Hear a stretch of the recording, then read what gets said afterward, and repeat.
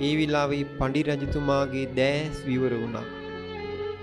එතකොට බුදුරජාණන් වහන්සේ සරණ යන්න හදනකොටම නිගණ්ඨයන් කියනවා ඔය ධාතුන් වහන්සේගේ ආනුභාවයක් නන් නෙමෙයි.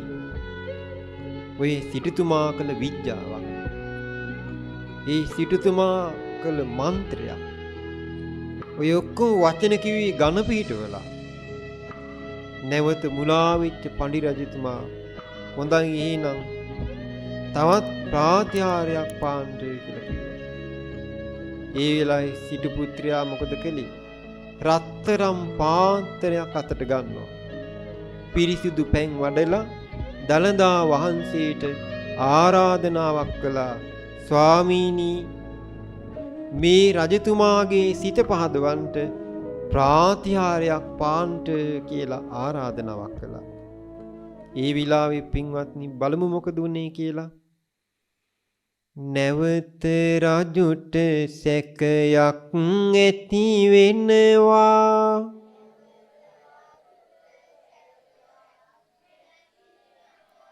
පෙළහර දැකුමට සිත් නැති වෙනවා.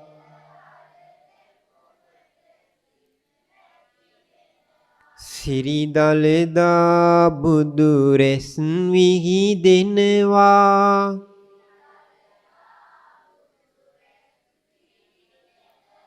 රන් තලියට පෙන් පුරවාලනවා.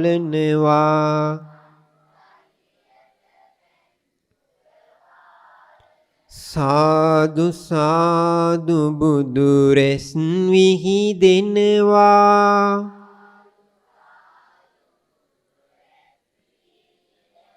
අන්න බලන් දළදා හිමි වඩිනා. රාජහංසයෙකු ලෙසින්ද වඩිනා.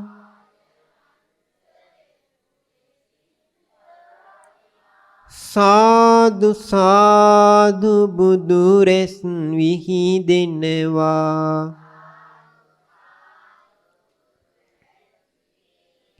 සෑමදින සතුටින් කඳුළු සලනවා.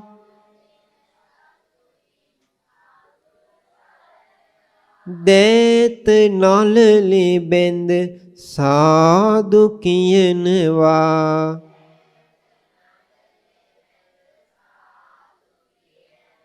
සුදු මුදු බුදු ගුණ සිතට නැගෙනවා.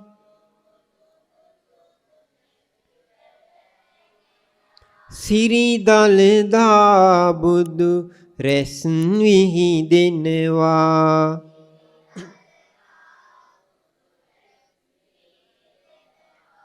ඒ මොහොතේදී පින්වතුනි දළදා වහන්සේ රත්තරම් පාත්‍රයට වැඩම කරලා රාජහංසී දියට වඩිමින් හිමි දෙමින් යනවා වගේ සුදු බුදු රැස් විහිදුවමින් දළදා වහන්සේ පාත්‍රයේ වටේම දක්ෂිනා වර්තව දක්ෂිනා කරන්න පටන් ගත්තා.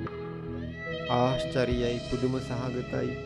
මේ ප්‍රාතිහාර්යය දැකලා බොහෝ දෙනෙක් සිත පහදවා ගත්තා. අසත්පුරුෂ ඇසුර නිසා. නමුත් තවත් වදයකට පමුණුවනවා.